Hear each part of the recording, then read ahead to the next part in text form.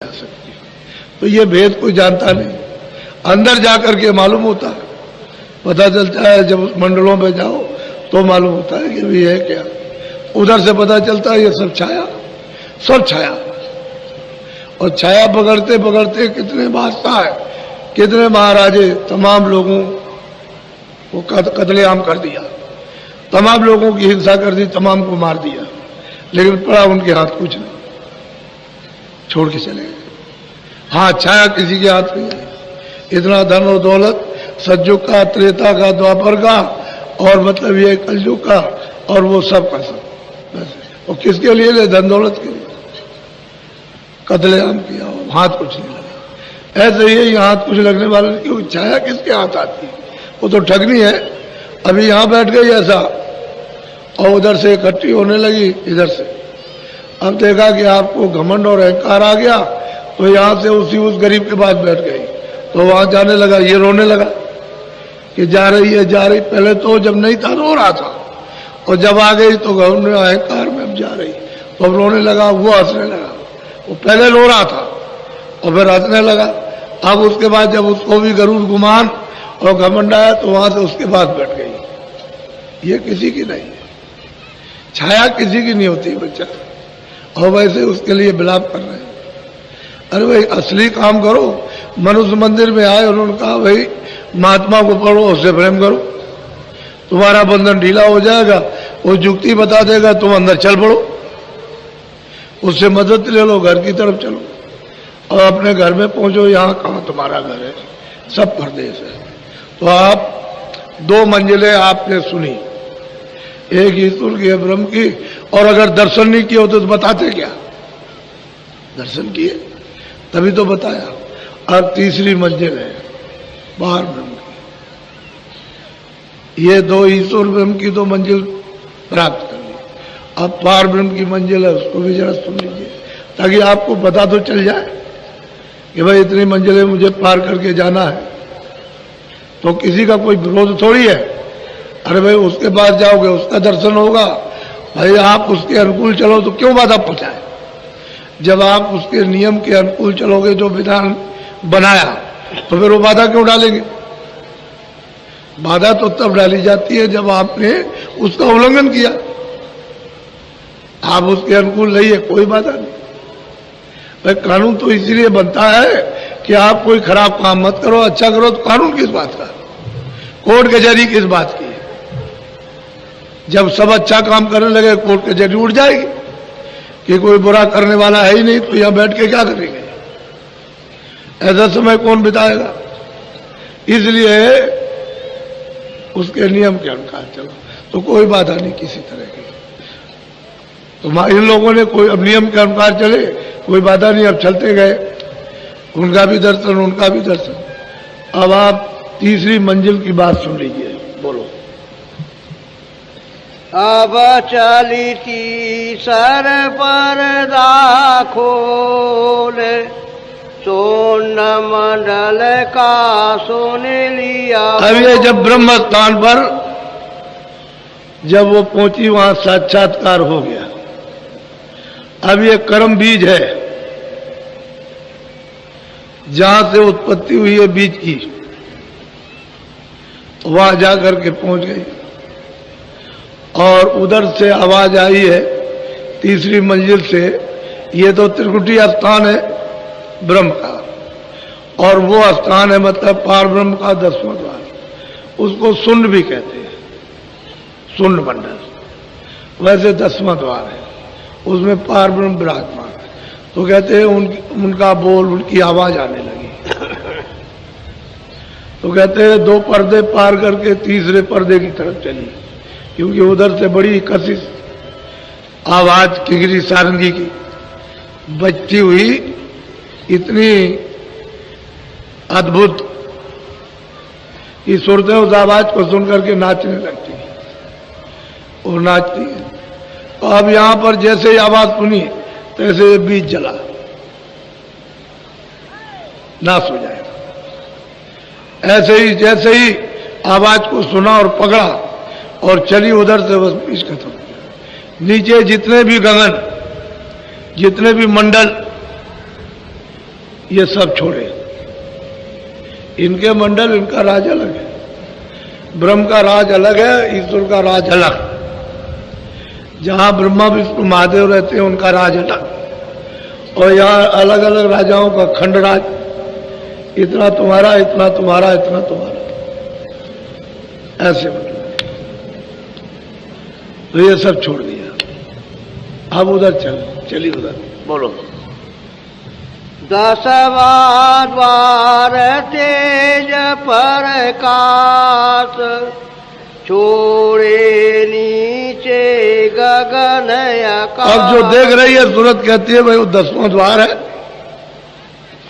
तेज प्रकाश, बहुत तेज है, लेकिन बहुत शीतल। प्रकाश बहुत तेज है, बहुत शीतल है, ठंडा। वहां गर्म नहीं, गर्म तो कोई नहीं है, लेकिन बहुत शीतल है, बहुत तेज। इन दोनों से बहुत तेज। और जो उनका शरीर है वो तो एक से, ये कोई इतना शरीर थोड़ी है कि ऐसा है। ये तो इतना संसार नहीं, इतना तो ईश्वर का शरीर है।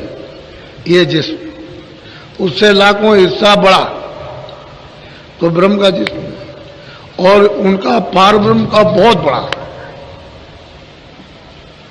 बड़ा शरीर है। तो ये शरीर नहीं है जिसमें मलबूत होता है। वहां मलबूत का कोई नाम निशान नहीं। जब ये हाड़ बात का ही नहीं है तो नहीं।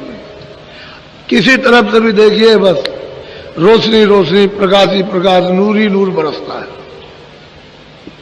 और वो कहते हैं कि जब मैंने उसको पकड़ा, उस बोल को, उस आवाज को पकड़ा, उस शब्द को पकड़ा, उस नाम को पकड़ा, उस बाजे को, तो क्या देखता हूं कि 10वां द्वार है और बहुत तेज प्रकाश, बहुत तेज रोशनी। बोलो। मान सरोवर किए स्नान। अब वो सूरत कहती है कि जब मैं उधर गई तो मैंने किया, बड़ा भारी मानसरोवर है। इतना बड़ा मानसरोवर है कि ये जितने आपके अगर एक एक कण का एक एक लोक, मृत लोक बना दिया जाए तो ये सब उसमें डाल दीजिए, सब उसमें समा जाएगा। इतना बड़ा है। कहते हैं कि हमने उस मानसरोवर में स्नान किया। अब तालाब नहीं होगा, वो तालाब कहा ही जाता है। उसके इर्द गिर्द इस तरह के मैल बने हुए ऐसे ही मालूम होता है कि तालाब जैसा। यानी इशारों में यही आता है, दूसरा कोई इशारा उस तरह का कर नहीं सकते। तो तालाब का सबने इशारा किया, सब करते हैं। वो तालाब है मानसरोवर। कहते हो मानसरोवर क्यों कहा? मोती चुंगे जाते हैं, पानी नहीं है। और क्यों मोती चुने जाते हैं? हंस रहते हैं। ये पंछी वाले हंस नहीं जिनका आपने नाम सुना होगा, वो सुरते, रुए, वो वहां रहती और मोती चुनती है। कहते हैं हमने स्नान किया, सब धो डाला, जो कुछ भी इधर का था सब छोड़े। गगन आकाश, सब सूरज मंडल, चांद मंडल, तारागणों के मंदिर, अनेक ब्रह्मांडों, सब को छोड़ दिया। और तब उधर चली वो सूरत तीसरे स्थान की तरफ। स्थान का नाम है 10वां द्वार। और कहते हैं कि बहुत तेज प्रकाश है। रास्ते में ये पड़े। अब जब तालाब इतने बड़े बड़े हैं तो लोग तो बहुत बड़ा होगा, इसलिए पार ब्रह्मांड तो पार ब्रह्मांड है। बोलो। हंस मंडली जाई समा।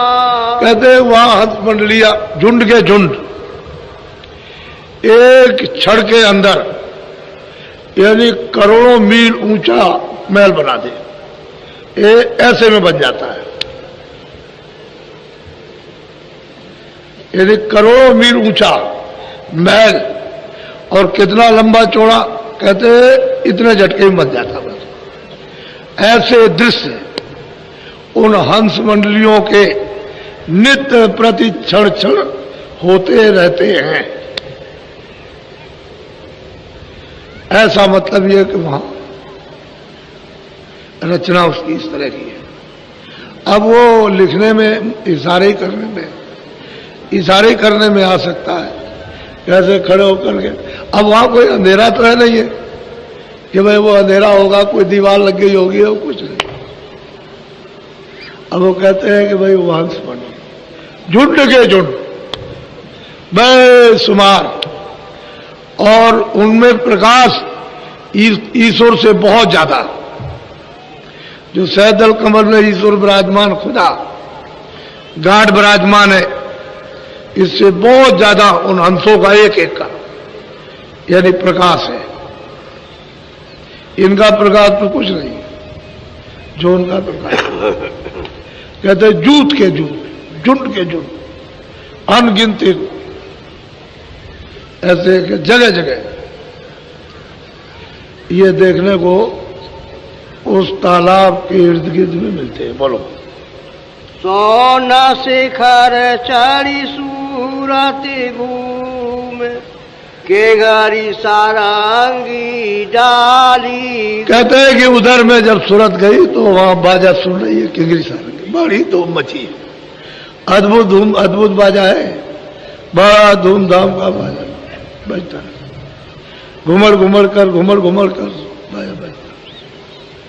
अभी उसको सुन रही है और जिसमें से आवाज निकल रही है उसका दर्शन कर रही है। नाम और नामी बस यही है कि वो नामी है जिसमें से आवाज आ रही है, और जो सुन रहा है वहां तक वो नाम है। अब नाम को पकड़ के नामी के पास पहुंच सकते हैं। अब ये इधर से दूसरी मंजिल से अगर आवाज को वहां से नहीं सुनती तो पकड़ करके उधर कैसे जाती? वो तो सुनी, उसकी कशिश है, फौरन आवाज खींच ले गई और जाकर के उसने स्नान कराया, फिर धूम मची है।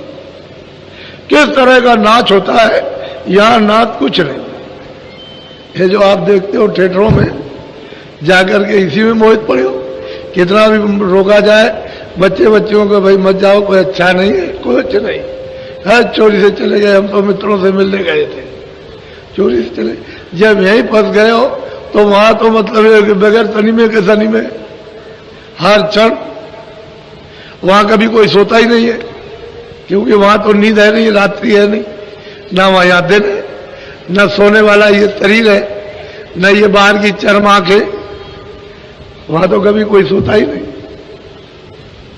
सदैव, क्योंकि वहां तमोगुण, ये आलस, सुस्ती, जाहली, कायली, ये तो शरीर में, वो तो वहां कुछ है नहीं, वो तो सूरत है। बोलो। सोने सोने सूरती हो गई सार, पहुंची जाए त्रिवेणी। अब वो कहते हैं कि सुन सुन करके स्नान किया मानसरोवर में। अब वो इतना जोर का प्रकाश है उस मानसरोवर में, ऊपर से पड़ता वहां, तो प्रकाश में जब स्नान करती है तो उस रोशनी को बर्दाश्त करती है, सहन करती है। नहीं तो ऊपर की रोशनी अगर जाएगी ऊपर तो बर्दाश्त नहीं कर सकती, रोशनी उसे बर्दाश्त करना पड़ेगा। ये ऊपर टिक सकती है कि नहीं टिक सकती है, इसलिए उसको स्नान किया कहते हैं। उसकी धूमधाम से कहते हैं कि उन बाजों में जब वो रली मिली, उसमें रत हुई, तो उधर जा करके ऊपर की तरफ उधर जाती है तो त्रिवेणी, गंगा, जमुना, सरस्वती साफ, लेकिन ये नदी नहीं है गंगा जमुना। लेकिन दूसरा कोई प्रमाण नहीं गंगा ही जमुना का है कि गंगा जमुना ये एक धारा काली है और एक बिल्कुल एकदम सफेद, वो तीन धाराएं हैं, तीन प्रकार की। इसलिए उसका प्रमाण, ये सब शब्द ऊपर ही से आया, यहां गंगा जमुना का नहीं है, ऊपर से आया। और वहां वो असली त्रिवेणी संगम है। अब वहां जब सुरतें जब जाती हैं, वहां स्नान करती हैं, तो मतलब ये वो धारा, बोलो, महासोन काना कालीन गोप्त वेद जायली नाची। और वो कहते हैं कि जब वहां पहुंची 10वें द्वार में पारब्रह्म, इसी को पियापत कहते हैं, दर्शन किए उस पारब्रह्म को, और वहां से ऊपर से आवाज आती है महासुन यानी भंवर गुफा, जो सोहम पुरुष विराजमान सोमस्मृति वृत्ति अखंडा, तुम्हारी रामायण में लिखा है